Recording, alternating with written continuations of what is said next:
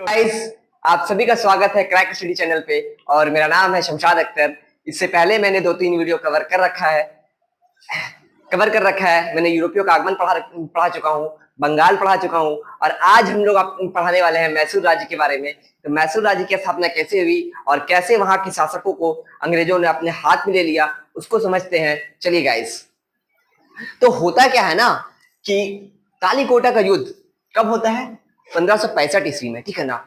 जब तालीकोटा का युद्ध 1565 ईस्वी में होता है, विजयनगर साम्राज्य का क्या होता है? पतन हो जाता है। जब विजयनगर साम्राज्य का पतन हो जाता है तो दक्षिण भारत में अन्य राज्यों का उदय होता है। जब अन्य राज्यों का उदय होता है ना, तो उसमें से ही एक राज्य था मैसूर, ठीक है। तो मैसूर राज्य की स्थापना होता है। मैसूर राज्य की स्थापना 1612 ईस्वी में वाडियर वंश की स्थापना होती है। 1612 ईस्वी में जब वाडियर वंश की स्थापना होती है 1612 ईस्वी में, तो वाडियर वंश का अंतिम शासक था कौन? तो चिक्का कृष्णराज द्वितीय। वाडियर वंश का अंतिम शासक कौन था? तो चिक्का कृष्णराज द्वितीय। उसने क्या किया? उसने 2 मंत्री को नियुक्त किया। एक हमारा था देवराज और दूसरा था नंजराज, ठीक है। तो नंजराज था, तो नंजराज ने क्या किया ना कि नंजराज जो था नवंबर 1749 ईस्वी में क्या किया? हैदर अली को सैन्य अधिकार नियुक्त करता है।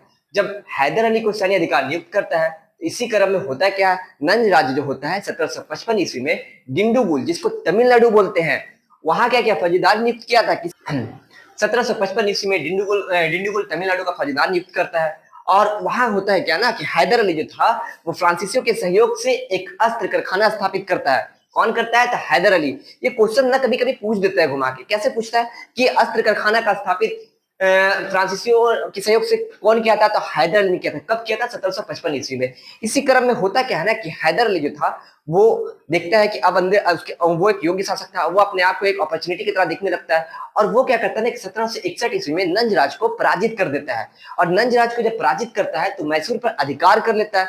जब वो मैसूर पर अधिकार करता है तो उसने अपनी राजधानी कहाँ बनाई? तो श्रीरंगपट्टनम में उसने अपनी राजधानी बनाई।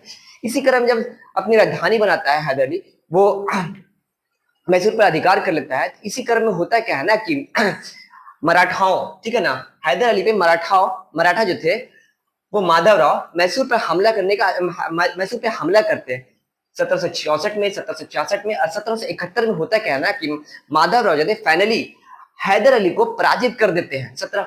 और इसी क्रम में होता क्या है ना कि शांति की संधि होती है। जब शांति की संधि होती है तो होता क्या है कि 1772 से माधवराव की मृत्यु हो जाती है। जब 1772 में माधवराव की मृत्यु हो जाती है तो हैदर अली एक फिर अपॉर्चुनिटी, मतलब कि अपनी खोई हुई शक्ति को वापस करने के लिए 1774 से 1776 में मराठाओं पर आक्रमण करता है। और आक्रमण करने के बाद क्या करता है? सभी खोई हुई शक्ति को पूरा पुनः वापस प्राप्त कर लेता है, ठीक है ना, पुनः वापस अधिकार कर लेता है। इसी क्रम में होता क्या है कि हैदर अली जो था वो एक क्या था, एक साम्राज्य, हैदर अली अपने साम्राज्य का विस्तार करना चाहता था। जब हैदर अली अपने साम्राज्य का विस्तार करना चाहता था, इसी क्रम में जो थे अंग्रेज भी अपने साम्राज्य का विस्तार कर रहा था, जिस कारण उसने क्या किया था? बंगाल पे अधिकार कर लिया था। और इसी क्रम में अब वो दक्षिण भारत की ओर आ रहा था। दक्षिण भारत पे जब वो आ रहा था तो इसी क्रम में हुआ क्या ना कि अंग्रेज और मैसूर, ठीक है ना, अंग्रेज और मैसूर के बीच युद्ध होता है। कितने युद्ध होते थे? 4 मैसूर युद्ध होते हैं, ठीक है ना। इसको हम लोग समझते हैं। कितने युद्ध हुए थे? 4 मैसूर युद्ध। हम लोग पढ़ेंगे प्रथम आंग्ल मैसूर युद्ध, द्वितीय आंग्ल मैसूर युद्ध, तृतीय आंग्ल मैसूर युद्ध और चौथा आंग्ल मैसूर युद्ध। तो हम लोग समझते हैं प्रथम आंग्ल मैसूर युद्ध के बारे में। प्रथम आंग्ल मैसूर युद्ध था वो 1767 से 1769 के बीच होता है, ठीक है ना। तो होता क्या है ना कि हैदर अली क्या करता है ना कि अंग्रेजी जहाज को नष्ट कर देता है। मतलब कि उसके जहाज को छीन लेता है, उसके बाद वो जहाज को नष्ट कर देता है। जो अंग्रेज थे ना वो इस चीज पे भड़क जाते हैं। और इसी क्रम में होता क्या ना, प्रथम आंग्ल मैसूर युद्ध होता है। प्रथम आंग्ल मैसूर युद्ध किसके? अंग्रेज और हैदर अली के बीच होता है। तो हैदर अली था वो एक योग्य शासक था, तो वो क्या क्या अंग्रेजों को पराजित कर देता है। जब अंग्रेजों को पराजित कर देता है तो मद्रास की संधि होती है। मद्रास की संधि कब होती है? 1769 ईस्वी में होती है। और मद्रास की संधि की सारी शर्तें जो है वो हैदर अली तय करता है। हैदर अली और अंग्रेज के बीच होती है मद्रास की संधि। तो अंग्रेज जो था उसे मद्रास का गवर्नर स्मिथ के बीच मद्रास की संधि होती है और जीते हुए क्षेत्र को एक दूसरे को वापस कर देते हैं।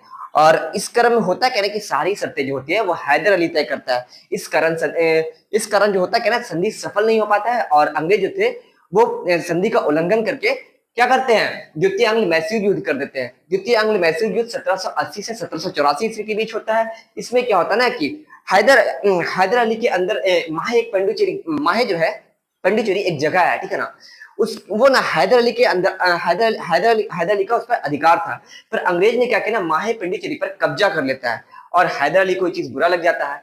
तो इसी क्रम में होता क्या है ना कि पोर्टो नोवा का युद्ध 1 जुलाई 1781 1 जुलाई 1781 ईस्वी में हैदर अली और अंग्रेज की तरफ से जनरल आयरकूट, ठीक है ना, दोनों के बीच युद्ध होता है। तो जनरल आयरकूट जो होता है वो हैदर अली को पराजित कर देता है। और जब हैदर अली को पराजित कर देता है तो 1 साल बाद वो हैदर अली जो था वो क्या किया ना, सितंबर 1782 में हैदर अली ने पुनः क्या किया, जनरल आयरकूट को पराजित कर दिया और वो अधिकार कर लिया। और जो हैदर अली था ना वो कैंसर से बीमार था, ठीक है ना, कैंसर से वो क्या था, बीमार था, जिस कारण उसकी मृत्यु हो जाती है दिसंबर 1782 ईस्वी में। जब 1782 ईस्वी में हैदर अली की मृत्यु होती है तो उसके बाद उसका बेटा बनता है, उसका बेटा टीपू सुल्तान। वो क्या है, एक योग्य शासक था ये भी। इसने क्या किया ना, युद्ध को जारी रखा और जब हुआ क्या ना कि मंगलौर की संधि हुई मार्च 1784 में। दोनों देखा कि अब संधि होता है कब, तो मंगलौर की संधि होती है मार्च 1784 ईस्वी में। एक दूसरे के क्षेत्र को पुनः वापस कर देते हैं। और होता क्या, जब मंगलौर की संधि होती है 1784 ईस्वी में, उस समय बंगाल के गवर्नर वारेन हेस्टिंग्स थे। और इसके बाद होता क्या है ना कि तृतीय मंगल मैसूर युद्ध होता है 1790 से 1792 में होता क्या है ना कि टीपू सुल्तान जो होता है वो 1789 ईस्वी में ट्रावनकोर पर आक्रमण करता है। और आक्रमण करने के बाद वो अपने अधिकार में ले लेता है। जब वो उसे अपने अधिकार में ले लेता है तो इसी क्रम में होता क्या है ना कि उसके बाद होता है अगले साल 1790 में जनरल मिडोज को वो पराजित कर देता है, ठीक है ना, जनरल मिडोज को पराजित कर देता है। इसी क्रम में होता क्या है ना कि अंग्रेजों ने त्रिमैत्री संगठन बनाया।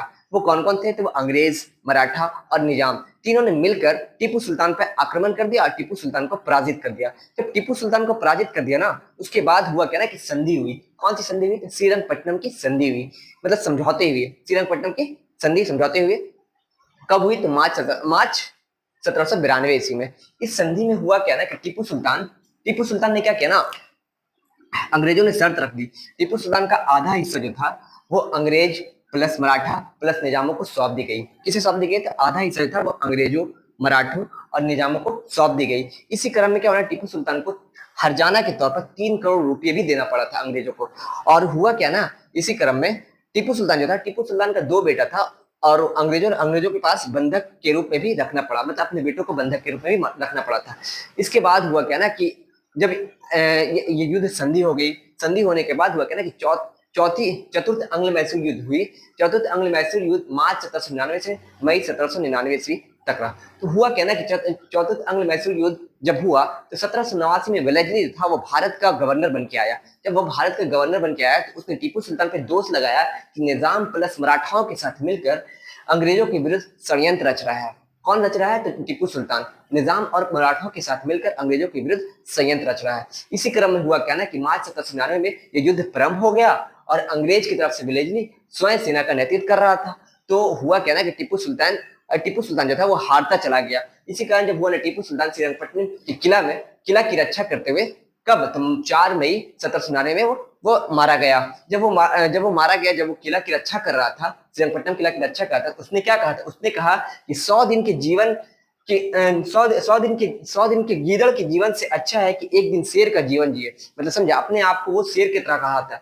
और इसी क्रम हुआ क्या ना कि जब वो टीपू सुल्तान युद्ध में मारा गया तो 1799 ईस्वी में सहायक की संधि के तहत, कौन सी संधि, सहायक संधि के तहत विलय कर लिया। मैसूर राज्य को सहायक संधि के तहत विलय कर लिया और वेलेस्ली ने घोषणा किया कि पूर्व साम्राज्य हमारे पैरों में है, अब भारत हमारा है। जब वेलेस्ली ने यह घोषणा किया, सहायक संधि के तहत उसे मिला लिया, तो वेलेस्ली को एक उपाधि मिली थी। कौन सी उपाधि मिली थी, तो वो मिली थी मार्क्विस की उपाधि दी गई थी किसे, वेलेस्ली को, ठीक है ना। इसी के बारे में होता क्या ना, ये तो चारों संधि पढ़ ली हम लोग। अब हम लोग थोड़ा बहुत टीपू सुल्तान के बारे में पढ़ लेते हैं। कभी कभी होता क्या ना कि क्वेश्चंस पूछ देता है यहाँ से कुछ क्वेश्चन, तो हम उसको समझने की कोशिश करते हैं, ठीक है। तो टीपू सुल्तान का जन्म 1750 ईस्वी में हुआ था। टीपू सुल्तान को मैसूर का शेर कहते थे, ठीक है ना, मैसूर का शेरे मैसूर कहते थे। टीपू सुल्तान के समय ही रेशम उत्पादन शुरू हुआ था। कहाँ, तो टीपू सुल्तान के समय रेशम का उत्पादन शुरू हुआ था मैसूर राज्य में। टीपू सुल्तान जो था विज्ञान और प्रौद्योगिकी संरक्षक था और भारत में रॉकेट तकनीक की खोज करता था। वो क्या था, भारत में रॉकेट तकनीक का खोजकर्ता किया था, कितने, टीपू सुल्तान ने। इसी क्रम में हुआ क्या ना कि 1797 ईस्वी में जैकोबियन क्लब, जिसको क्या बोलते हैं, जैकोबियन क्लब स्थापित किया था। किसने स्थापित किया था, जैकोबियन क्लब स्थापित किया था टीपू सुल्तान ने। किसके सहयोग से, तो फ्रांसीसियों के सहयोग से। और फ्रांसीसियों के सहयोग से कहाँ किया था, श्रीरंगपट्टनम में किया था। जब श्रीरंगपट्टनम में जैकोबियन क्लब की स्थापना स्थापित की थी तो उसने क्या कहता है कि स्वतंत्रता का वृक्षारोपण किया था, एक वृक्ष लगाया था स्वतंत्रता का, ठीक है ना, किसने लगाया था? टीपू सुल्तान ने। और कहा था, क्या कहा था? 100 दिन के गीदड़ के जीवन से अच्छा है कि एक दिन शेर का जीवन जिए। इसी क्रम में उसने क्या कहना, धार्मिक, और वो क्या कहता है ना, उसमें धार्मिक उदार शासक था। धार्मिक उदार शासक मतलब क्या कहना, शंकराचार्य द्वारा जो मठ स्थापित किया गया था श्रीरंगपट्टनम मैसूर में, उसका क्या कहता है ना, वो युद्ध, मराठाओं के युद्ध के समय वो क्या हो गया था, वो मराठाओं के युद्ध के समय वो ध्वस्त हो गया था, जिस कारण उसका पुनर्निर्माण करवाया था। किसने करवाया था? किसने करवाया था? तो टीपू सुल्तान ने करवाया था। ठीक है गाइस, कैसा लगा आपको ये सेशन? हमें जरूर बताएं, लाइक और कमेंट करके अपनी राय हमें जरूर